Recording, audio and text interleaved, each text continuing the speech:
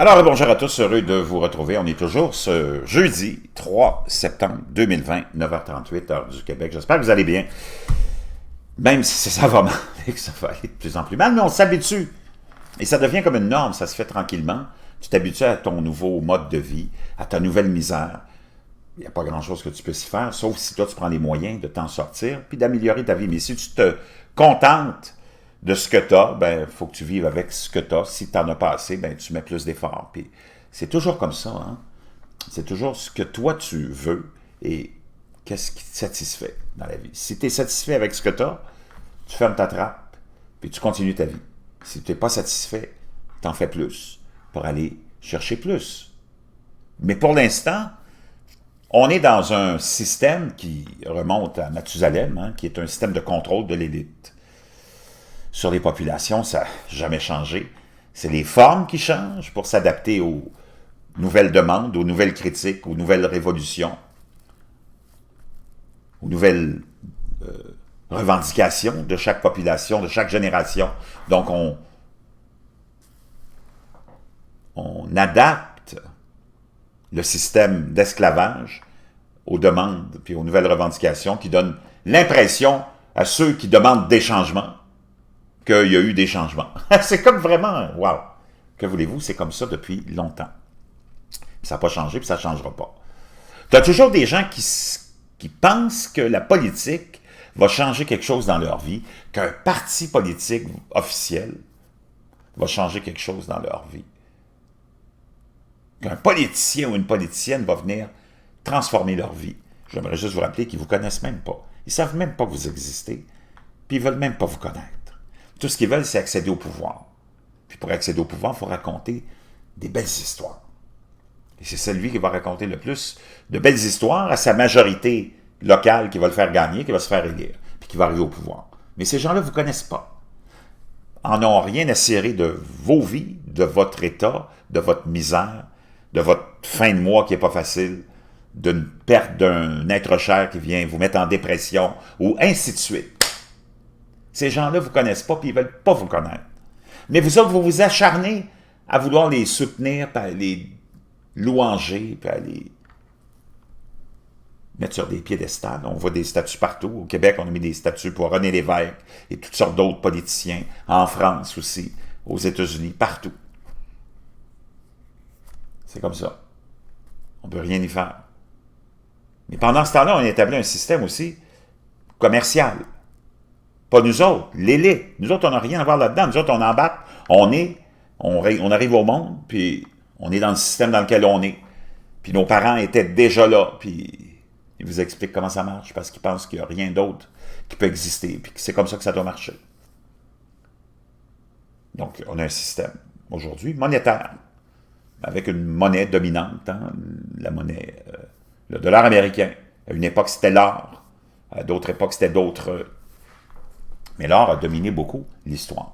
Parce qu'il faut que tu te... En tant que commerçant, quand il y a du commerce international entre nations qui se font, ben, il faut que tu aies quelque chose qui a une valeur uniforme. Bon, on a l'or qui était la valeur uniforme qu'on avait établie, disons, à 20 francs, à 30 dollars ceci, ou à tant de pesos cela. Donc, on arrivait avec une once d'or qui vaut tant de ton argent, tant de ton argent. Donc, on avait quelque chose d'uniforme. Après ça, on est arrivé avec, en 70, via Nixon, entre autres, aux États-Unis, on est arrivé à laisser tomber l'or pour arriver avec le dollar américain comme monnaie d'échange internationale.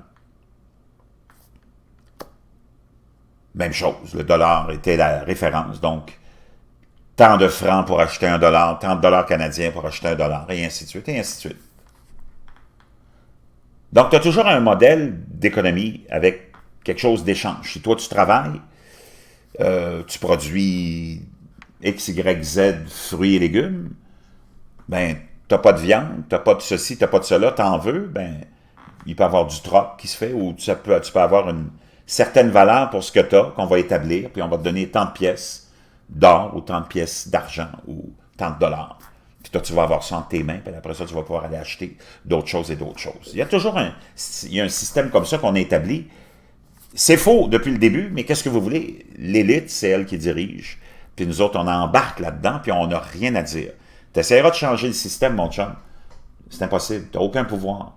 C'est pas un de tes partis politiques dans ta tête que tu privilégies qui va changer le système non plus.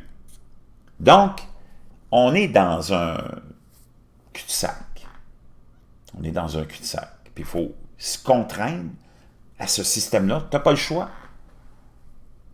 Puis pendant ce temps-là, on amène de la distraction avec les élections, avec la partisanerie, avec l'idéologie. Hein? Donc pendant ce temps-là, que tout ce système-là continue à fonctionner toujours et toujours, depuis des milliers d'années, on distrait la population en lui laissant prétendre que oh, il y a plein de choses qui vont changer, et que pendant qu'on est distrait avec toutes sortes de questions raciales, ceci, cela, ben, eux autres, l'élite, ils s'en vont toujours dans la même direction, la direction de la banque, pour s'enrichir. Pendant que nous autres, on est toujours dans le même trou, à s'appauvrir. Le jour où on comprendra ça, il y aura beaucoup de choses qui changeront. Mais c'est pas demain la veille. Quand tu regardes l'ignorance générale des populations mondiales, puis leur endoctrinement. Donc, comme on est dans un système contre lequel on ne peut rien faire, si tu veux quelque chose aujourd'hui, ça te prend soit des francs, soit des lires, soit l'euro, ou soit le dollar américain, ou soit le dollar canadien. Tu ne peux pas arriver ailleurs en disant « je te donne 10 livres de tomates, donne-moi une livre de bœuf ». Donc, on fonctionne avec une monnaie. On s'est tous entendus là-dessus, pas vraiment. Nous autres, on ne s'est pas entendus là-dessus. On nous a imposé ça en tant que population. L'élite s'est entendue là-dessus, le système y est établi depuis longtemps. Nous autres, j'aimerais ça qu'il y ait un référendum là-dessus, mais il n'y en aura pas. Mais il va y avoir des référendums, il va y avoir 10 000 référendums sur la fameuse souveraineté du Québec, mais des vrais référendums sur des vraies affaires, ça, tu n'en auras pas. Mais pour te faire perdre du temps et te diviser, ça, tu vas en avoir des millions de référendums. Autant que tu veux. Donc, tu es dans ce système-là. Tu es pris avec ça. Donc, on s'est entendu sur en ce moment, le dollar. Partout, tu as le dollar, c'est le papier. Ça pourrait être des clous, des vis, des CD, des téléphones. Mais on s'est entendu sur le dollar. Facile à produire, facile à imprimer, facile à transporter. Parce que je ne te vois pas transporter 60 000 téléphones, si c'était ça la base sur laquelle on s'entendait pour échanger. Parce que dans le fond, c'est ça qu'on fait, c'est de l'échange quand même. Toi, tu t'en vas échanger 40 heures de ta vie, puis ton boss va te donner un certain nombre de feuilles de papier. Parce que c'est du papier. Puis c'est ça sur lequel on s'est entendu, mais pas nous autres. Le monde de l'élite s'est entendu pour mettre une valeur. Puis nous impose ça. Non seulement l'élite s'est entendue là-dessus, mais a donné des pouvoirs à des banques centrales d'en imprimer quand ils en ont besoin. Surtout pour l'élite. Et donner le pouvoir à des banques, à des créanciers, de te prêter de l'argent qui n'existe pas pour t'endetter, pour te garder encore plus esclave à leur système. Puis faire de l'argent avec ça. Donc toi, tu es de l'élite, tu es une carte de crédit, tu es une fiducie ou tu es une banque. Puis tu as le pouvoir de me prêter de l'argent qui n'existe pas. Cet argent-là, il n'est pas là, il n'existe pas. Je t'envoie une limite de crédit, une marge de crédit de 20 000, 30 000 à un taux d'intérêt X, Y, Z. Puis toi, tu vas être prêt avec ça toute ta vie parce que tu vas traîner ça toute ta vie parce que tu n'as pas d'argent. Tu es cassé comme un clou. Tu es obligé d'emprunter pour acheter quelque chose. Donc, ça veut dire que ça va prendre bien du temps avant que tu puisses te rembourser parce que tu as toutes sortes d'autres responsabilités et paiements à faire avant d'arriver à payer le capital de ce que tu auras emprunté pour acheter une voiture, une maison, des vêtements, payer un voyage, ou ainsi de suite, une sortie au restaurant.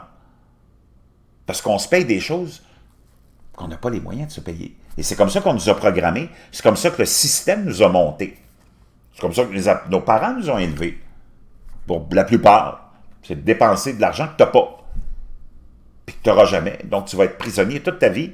Il y a des gens qui traînent des dettes, on va tous être pareils. Donc, tu vas aller travailler, puis tu vas donner ton argent. Toujours et toujours à ces créanciers-là, à qui on a donné un pouvoir divin de te prêter de l'argent qui n'existe pas. Puis, il n'y a pas de limite. Une maison de carte de crédit peut prêter autant d'argent que tu peux imaginer, même s'il n'existe pas cet argent-là. Il n'y a pas de limite. C'est ça qui est fascinant. Donc, on est pris là-dedans. Ça, c'est pas mal plus important que des petites campagnes électorales avec des questions complètement bidons de loi et d'ordre, puis de race, puis de racial, puis de frontières, puis de murs, puis de... Ça, c'est toute de la distraction. C'est tout du n'importe quoi. Parce que ça ne vient pas changer ce que je viens de t'expliquer, qui est l'essence même de l'esclavage dans le monde. Aux États-Unis, on a 27 trillions en ce moment. Le gouvernement des États-Unis, 27 trillions de dettes. Imagine-toi, 27 trillions de dettes. Ce qui donne 80 000 $ par citoyen américain. Tu nais aux États-Unis, si tu viens au monde aux États-Unis aujourd'hui, tu as une dette fédérale de 80 000 $. 80 000 $. Tu n'as rien demandé, tu n'as rien eu. En retour, tu as une dette de 80 000 $. Au niveau des hypothèques, et ça, c'est Rick Sanchez, que j'aime beaucoup, de RT America, qui nous rapportait ça cette semaine. Parce qu'il parlait de quelque chose dont je vais vous parler aussi tout de suite après. Mais on fait juste un survol. Les dettes au niveau des prêts hypothécaires sont de 13 trillions de dollars.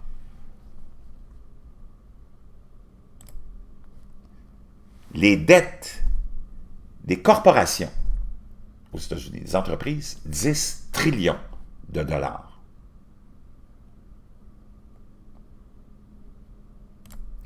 Les dettes à la consommation, maintenant, parce que c'est que ça des dettes,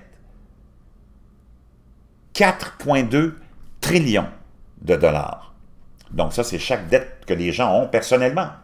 En plus de la dette hypothécaire, si tu as une hypothèque, tu as en plus une dette hypothécaire, si tu as une maison, plus ton 80 000 $ de l'État fédéral, plus le 4,2 trillions de dollars ici qui totalise les dettes personnelles des gens avec leur carte de crédit, ou ainsi de suite. Et tu as la dette étudiante qui est à 1,5 trillion de dollars, parce que ça coûte cher avoir un diplôme aux États-Unis. Et pendant ce temps-là, où tu as tout ce niveau de dette incroyable, où tu as un taux de chômage extraordinairement élevé à cause de la pandémie, et que tu as des gens qui vont être évincés, au niveau du gouvernement fédéral, du Congrès américain, la Chambre des représentants et le Sénat, qui ne s'entendent pas pour un nouveau plan d'urgence, qui s'est terminé il y a déjà quelques semaines, de 600 $ par semaine, les gens se sont retrouvés sans revenus, et là, il y a plus de, je pense que c'est plus d'1 million d'Américains qui sont sur le point d'être évincés de leur logement ou leur maison pour manque de paiement. Puis pendant que tu as tout ça qui se passe, cet endettement-là dont je viens de te parler, il y a quelque chose qui est de plus en plus à la mode aux États-Unis, c'est, eh oui, les prêts en ligne que tu peux obtenir en un claquement de doigts. La Banque fédérale américaine a imprimé, puis moi je vous en ai parlé, ça fait depuis des mois que je vous parle de ça, bien avant la pandémie, au mois d'octobre dernier, donc ça fait presque un an, qu'il y avait déjà des signes annonciateurs de Wall Street, des fonds d'investissement douteux, des banques non solvables. On avait déjà des signes annonciateurs qu'on avait des problèmes pour arriver à respecter les règles de Wall Street qui ont été établies en 2008. La fameuse repo, où à chaque soir, tu dois arriver avec un bilan qui s'équilibre pour ces gens-là, parce qu'il y avait trop de traficage avant. Et là, on a vu que ces gens-là, les banques qui prêtaient aux autres banques qui n'étaient pas capables d'arriver avec un bilan à la fin de la journée, à chaque jour, tu dois arriver avec un bilan qui s'équilibre, ben, leur prêtaient de l'argent à 1,5 % pour quelques jours, jusqu'à ce que ces gens-là, plutôt moins solvables, réussissent à rééquilibrer, retrouver l'argent et rembourser la banque, qui se prenait un petit profit de 1,5 % à peu près en moyenne.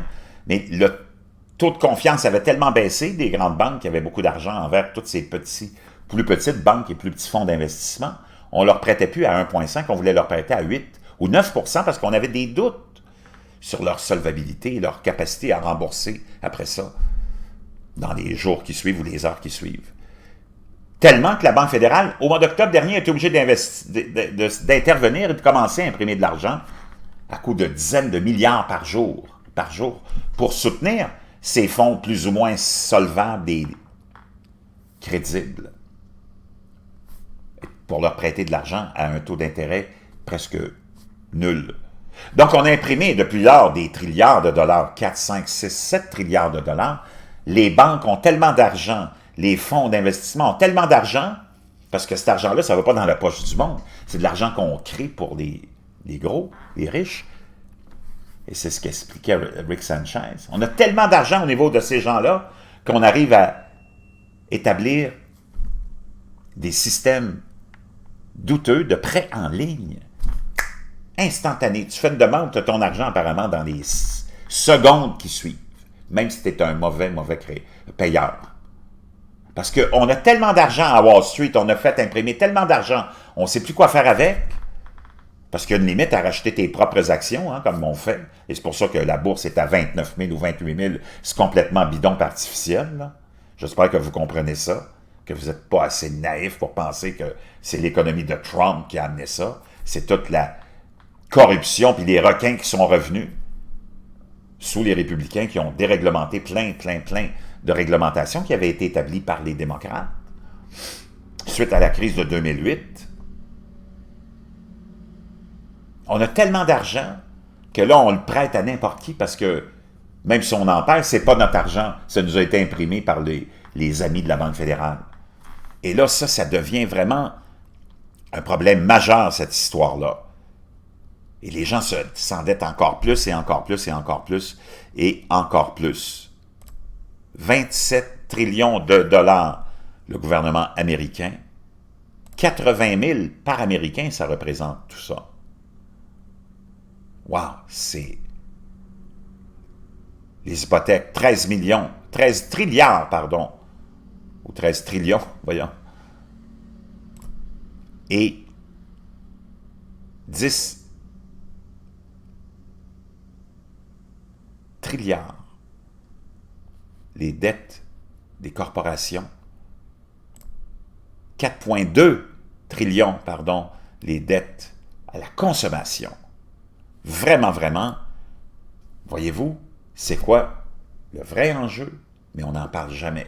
On va vous divertir et distraire avec toutes sortes de questions émotionnelles, naturellement. Et c'est comme ça qu'on restera esclave encore probablement pour des milliers et des milliers d'années. Je vous reviens.